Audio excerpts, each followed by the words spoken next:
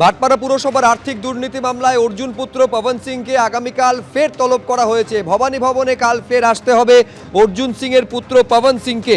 ভাটপাড়া পুরসভার আর্থিক দুর্নীতি মামলায় ভবানী ভবনে অর্জুন সিংকে জিজ্ঞাসাবাদ। হাজিরা এড়ালে অর্জুনের বিরুদ্ধে আইনি পদক্ষেপেরও উল্লেখ ছিল সিআইডির পাঠানো নোটিশে। অর্জুন পুত্রকে আগামীকাল ফের তলব করেছে সিআইডি ভবানী ভবনে। ময়ূক ঠাকুর চক্রবর্তী আমাদের প্রতিনিধি আরো বিস্তারিত এই নিয়ে বলবেন। ময়ূক, মামলা তাতে সিআইডি তলব করে, কিন্তু গতকাল পবন সিং তিনি আসেননি। আজকে সিআইডির তরফ থেকে যেটা জানানো হয়েছে যে এই একই মামলাতে, টেন্ডার দুর্নীতির মামলায় যেখানে গতকাল তিনি হাজিরা এড়িয়েছেন, সেখানে আগামীকাল ফের তাকে নোটিশ দিয়ে ডাকা হয়েছে ভবানী ভবনে। আগামীকাল বেলা 12টার মধ্যে ভবানী ভবনে আসতে বলা হয়েছে অর্জুন সিং এর ছেলে পবন সিংকে। সেই নোটিশ ইতিমধ্যেই সিআইডির তরফ থেকে পাঠিয়ে দেওয়া হয়েছে। এর পাশাপাশি এটাও তোমায় জানাই যে ভাটপাড়া পুরসভার চেয়ারম্যান রিলিফ ফান্ডের প্রায় 9 কোটি টাকা প্রতারণার মামলা ছিল। এটা একটা সেপারেট মামলা, এটা টেন্ডারের মামলা নয় যেটা অর্জুনের ছেলেকে যে কেসে ডাকা হয়েছে। এটা চেয়ারম্যান রিলিফ ফান্ডে 9 কোটি টাকার প্রতারণার মামলা, যাতে অর্জুন সিংকে আজকে নোটিশ করেছিল সিআইডি।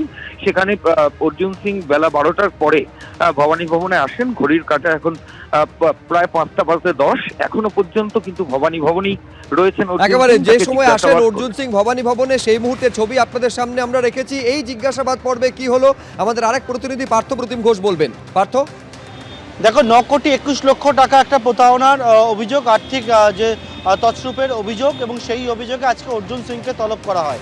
এবং এটি হচ্ছে অর্জুন সিং তিনি যখন ভাটপাড়া পুরসভার চেয়ারম্যান ছিলেন, এবং সেক্ষেত্রে ভাটপাড়া পুরসভার চেয়ারম্যান থাকাকালীন চেয়ারম্যান রিলিফ ফান্ড একটা থাকে, এবং সেই চেয়ারম্যান রিলিফ ফান্ডের টাকা কিন্তু তছরূপের অভিযোগ 9 কোটি 21 লক্ষ টাকা। এবং সেই মামলাতে অর্জুন সিংকে আজকে তলব করা হয় দুপুর 12:30 নাগাদ। অর্জুন সিংহ দুপুর 1:15 নাগাদ ভবানী ভবনে আসেন, এবং আসার পরে ইকোনমিক অফিস উইংয়ের ডেপুটি সুপারিনটেন্ডেন্টের পদমর্যাদার অফিসার, যিনি এই কেসে তদন্তকারী অফিসার, ওনার সামনে যান, এবং সেই জিজ্ঞাসাবাদ শুরু হয়েছে। এখন প্রায় দুপুর 1:15-1টা থেকে জিজ্ঞাসাবাদ শুরু হলেও এখনও পর্যন্ত সেই জিজ্ঞাসাবাদ সেটা কিন্তু শেষ হয়নি।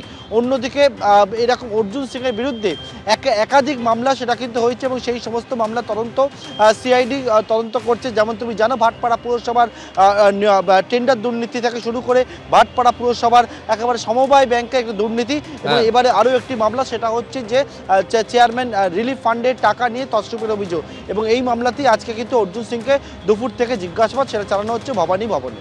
বেশ, দুপুর থেকে জিজ্ঞাসাবাদ পর্ব চলছে ভবানী ভবনে। জিজ্ঞাসাবাদ শেষ হওয়ার পর অর্জুন সিং কিছু বলেন কিনা সেদিকে নজর থাকবে। কিন্তু এই সিআইডির ভবানী ভবনে আসার আগে অর্জুন সিং কি বললেন দেখুন। আমরা ওদেরকে বারবার বলছি কি ব্যারাকপুরে করুক, কিন্তু ওরা ভবানী ভবনে ডাকছে। কিন্তু যেদিন থেকে এইসব যাওয়া আসা শুরু হয়েছে সেদিন থেকে নানা রকম সমস্যা আমার শারীরিক দিক থেকেও হচ্ছে। কেমিক্যাল আমি রিয়াকশান বলেছিলাম, তারপরে কেমিক্যাল পাওয়াও গেছিলো। কার কাছে পাওয়া গেছিলো? তৃণমূলের নেতাদের কাছে।